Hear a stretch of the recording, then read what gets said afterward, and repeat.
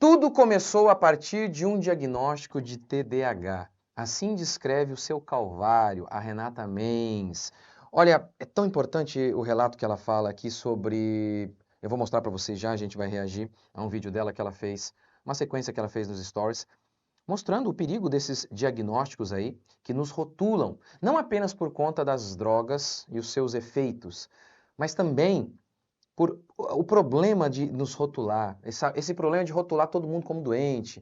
E as pessoas gostam disso de início, eu sei que gostam, mas isso é um problema e a gente vai falar sobre isso.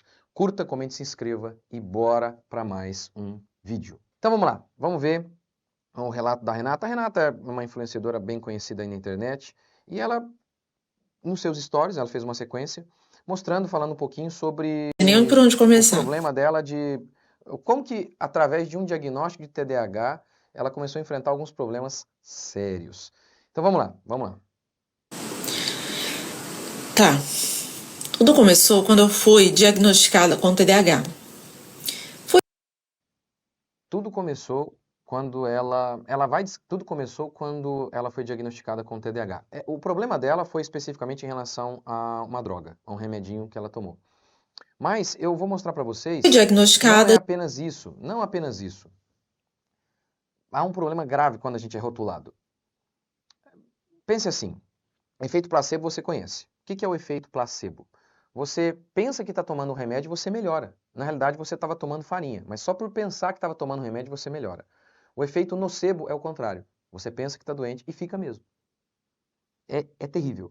Então, esses rótulos, eles não apenas nos expõem a algumas drogas perigosas, mas mesmo quando não há essa ingestão dessas drogas, você tem, as suas expectativas diminuem. Você fala, agora eu tenho essa limitação aqui, e muitas vezes você não tem, mas você passa a acreditar que tem e você piora mesmo. Pais também diminuem suas expectativas em relação aos seus filhos e não ajudam mais os seus filhos a se desenvolverem. Então é terrível. Esse negócio de rotular todo mundo como doente é terrível. Então, vamos voltar aqui. Eu já contei a história pra vocês, tem um vídeo completo no YouTube pra quem ainda não assistiu todo. O meu processo desde o diagnóstico, medicação, quanto tempo eu tomei a medicação, como eu desmamei, por que eu desmamei, né? Já faz bastante tempo que eu não tomo remédio. E eu contei o porquê eu deixei de tomar remédio, porque eu percebi nitidamente que aquilo estava me causando muitos efeitos colaterais. Além de eu estar ficando mais irritada, eu comecei a ter ansiedade, coisa que eu nunca tive antes. E essa ansiedade começou a refletir no meu físico, ou seja, eu comecei a ter dores musculares, porque eu fiquei muito tensa, e eu desenvolvi um tique. Por conta do remédio. Antes de eu falar qual tique eu desenvolvi, eu contatei o médico, né? Então eu já tinha decidido que eu queria parar. E aí eu cheguei e falei, olha, eu quero parar porque eu desenvolvi uma ansiedade que não existia antes, ou seja, o remédio ajudou no foco, mas eu desenvolvi uma ansiedade que eu não tinha. E eu falei, eu tô com muita dor muscular, muita dor no pescoço, e a única coisa que mudou na minha vida foi esse remédio. Então eu acredito que é o remédio. Ele, imagina, não tem nada a ver, não tem nenhuma relação. Só que eu não precisei fazer muita pesquisa para encontrar a relação do Venvance com dores musculares por conta do estresse. Olha que coisa interessante que ela está dizendo aqui. O médico falou, não, não tem nenhuma relação. Ela mesma fez algumas pesquisas que mostravam isso, e a própria experiência dela, ela vai mostrar que de fato tinha relação. Mas é impressionante como que os médicos, e aqui eu não estou falando de psicologia nem de psiquiatria, que para mim não são ciência. Estou falando de medicina mesmo, que eu considero ciência. Esses médicos, como que a boa parte deles se transformaram em Vários vendedores de casos. remédios. Em vendedores de remédios. É impressionante. É impressionante. Eu passei por isso. Durante 15 anos. 15 anos eu com dor de estômago, na garganta, na realidade. Problema na garganta, e na realidade era um refluxo. E por quê? Porque alguns hábitos errados que eu não sabia, como comer tarde. Chegava geralmente tarde da igreja, algum compromisso, 10 horas, ia comer, ia dormir. E isso causou refluxo em mim. Mas como que me trataram? Só remédio, remédio, remédio, remédio, remédio, remédio. E olha, peraí, senta aqui, vamos lá, fala para mim seus hábitos. Deixa eu ver, vamos mudar alguns hábitos aqui. Nada disso. Esse é um deles que eu estava tendo um hábito errado. Mas é impressionante como que os médicos se transformaram em vendedores de remédios. E também, obviamente, porque é mais rápido. Para escrever um remedinho, o povo gosta também, e aí acabou a consulta, ele ganha muito mais. Isso é gravíssimo. Isso é gravíssimo. Mas vamos continuar aqui. E o médico, imagina, que isso, não tem relação nenhuma. Aí eu falei, não, mas eu só vim aqui realmente pro senhor me ajudar como desmamar. Eu não quero ser convencida a continuar, eu já decidi que eu não vou continuar. Eu só quero desmamar. E aí, desmamei, as dores musculares melhoraram um pouco, mas o tique não foi Só quero que você se lembre, ela falou, eu desmamei. Vou falar disso daqui a pouco. embora. Qual é esse tique? Eu desenvolvi um tique na língua. Então, a ponta da minha língua, ela começou a empurrar o meu dente, assim, ó. E eu fico assim o dia inteiro. Tô trabalhando, tô cuidando das crianças, tô cuidando da casa. A minha língua com a boca fechada mesmo, tá? Coisa que eu não tinha antes. Por quê? Porque o remédio, ele atua ali no sistema nervoso central. Então, você pode desenvolver alguns comportamentos involuntários. E eu desenvolvi esse tique. E a língua, ela tem total conexão com os ombros e a coluna. E aí que se iniciou um grande problema. Por quê? Desde então, eu tenho sofrido bastante, muitas dores nos ombros, muitas dores na coluna, até que, há uns meses atrás, eu travei. Por que eu travei? Acordei um dia travada. Por quê? Porque essa língua não para. E ela tá criando um desequilíbrio total no meu corpo. Mas até então eu nem liguei, nem conectei uma coisa a outra. E aí eu travei no ombro, fui ao médico e ela pediu um X-ray, né, um raio-x. Eu até postei aqui que o meu hip, ele estava deslocado. Um estava mais desse lado, ele estava pra cima, estava totalmente torto, né? E desde então eu venho tratando uma vez por semana, eu vou no quiropracta, eu faço fisioterapia uma vez por semana e eu sinto uma dor exatamente aqui, ó. Bem aqui. Uma dor constante apertando aqui. E aí que entra o meu pai do céu. E aí ela vai contar um pouco da história de fé dela, mas é interessante isso aqui. Ela vai contar, né, que ela viu um doutor falando, ela começou a orar e falar, Deus, me dá eu não estou melhorando, e encontrou um vídeo, acho que de um doutor, explicando que aquele probleminha dela aqui, estava resultando disso aqui. Se você quiser acompanhar isso melhor lá nos stories dela, ela explica isso em detalhes, mas em resumo ela vai dizer isso, olha, teve a ver lá com um remédio para TDAH. Então ela contou aqui alguns efeitos colaterais, né, que ela teve. Irritabilidade, ansiedade, e esse problema que ela conta até hoje, ela parou com o remédio faz algum tempo, não sei exatamente o tempo, mas enfim. E mesmo assim ainda continua com esse problema. Chegou a ficar travada. Tá, ela chamou de efeitos colaterais. O Dr. Daniel Berger, no seu livro O Delírio do Desequilíbrio Químico, não chama de efeitos colaterais. Ou melhor, né, alguns psiquiatras não chamam de efeitos colaterais. São os efeitos dessas drogas. Há um psiquiatra, Peter Gotts, ele afirma que descrições dos efeitos neurológicos e fisiológicos induzidos por antipsicóticos e outras drogas psiquiátricas, tais como antidepressivos, desapareceram da literatura. A partir de então, eles foram referidos, quando não completamente ignorados, apenas como efeitos colaterais, que eram considerados como um incômodo incidental, em vez de parte intrínseca da ação de uma droga. Entendeu o que ele está falando? Ele está dizendo o seguinte, que essas drogas psicotrópicas, ou seja, né, drogas psiquiátricas, tem lá escrito lá efeitos colaterais. Ele fala, não, esses são os efeitos mesmos dessas drogas. São os efeitos. O Dr. Daniel Berger, no seu livro Delírio do Desequilíbrio Químico, ele explica que essas drogas elas são incapazes de curar.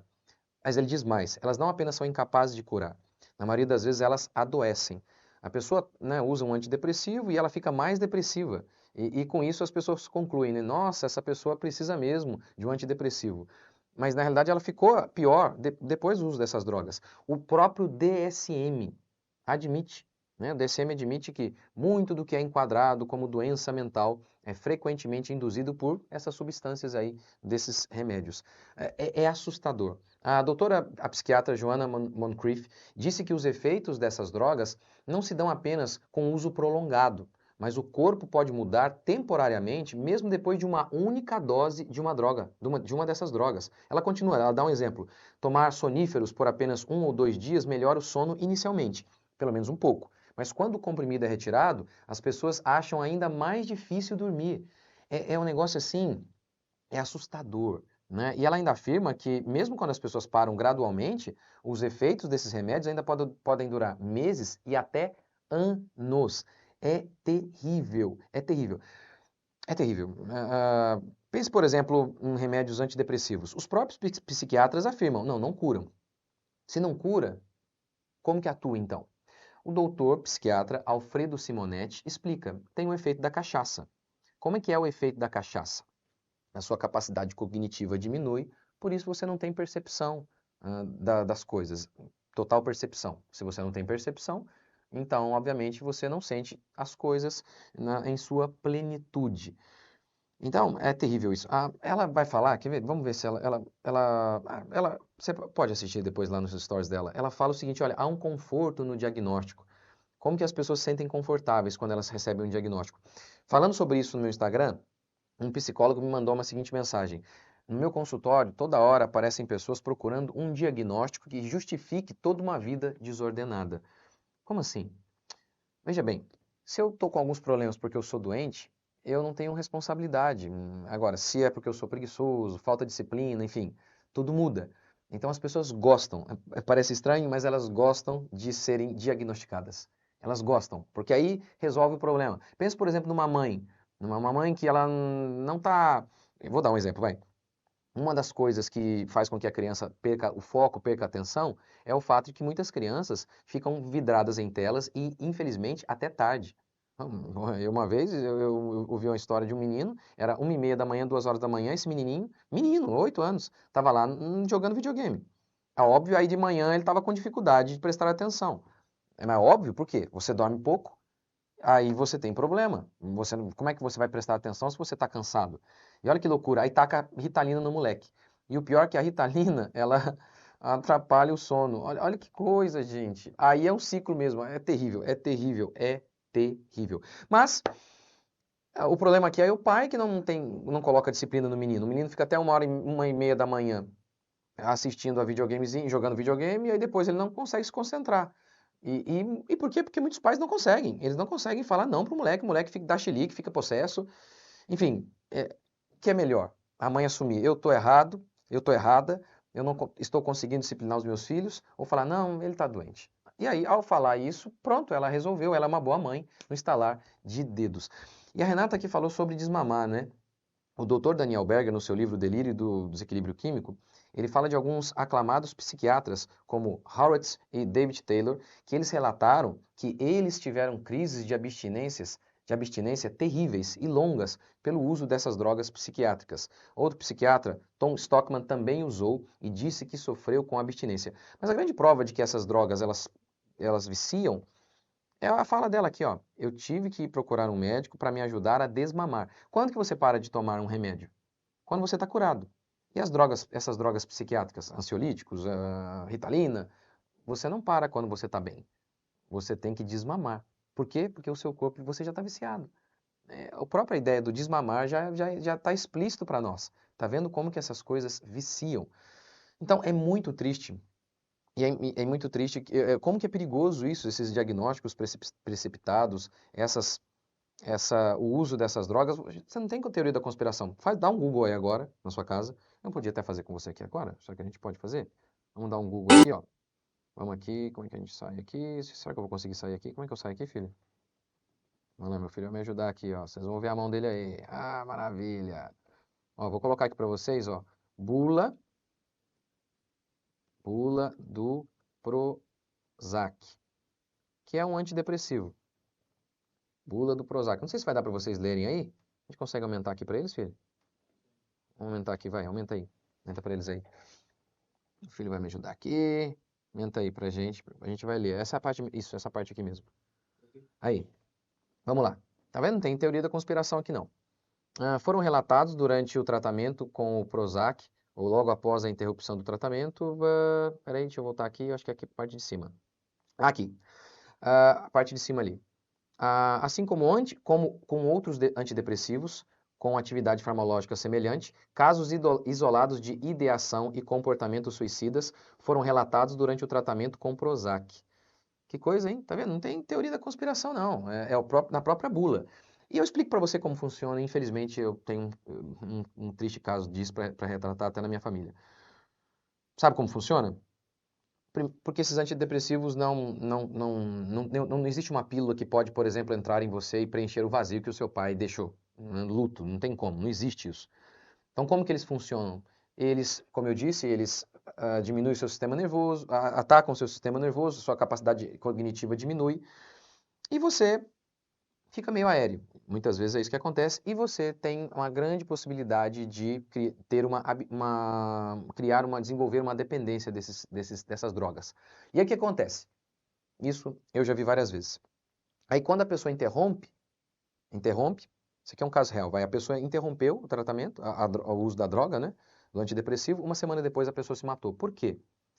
Porque antes, lá atrás, ela tinha alguns problemas, essa pessoa. Essa pessoa estava com um problema no serviço, outros problemas, e por isso começou a fazer uso dessas drogas. Ficou muito mal, e agora ela tinha uma dependência dessa droga. E aí, quando tirou, o que aconteceu? Voltou os problemas, mas agora ela tinha um segundo problema, ela era viciada. Aí não aguentou, uma semana depois tirou a própria vida. Então isso aqui, eles estão dizendo aqui que é caso meio isolado, né? Não sei se é tão isolado assim. Mas enfim, é isso, né? Graças a Deus pelo relato da Renata aí. Mas eu queria mostrar nesse vídeo, você tem que tomar cuidado e questionar, aprender a questionar. Tem bons médicos, graças a Deus por eles, mas tem alguns aí, gente, que é só vendedor de remédio. Mas é isso aí. Até o próximo vídeo, espero que vocês tenham gostado. Deus abençoe.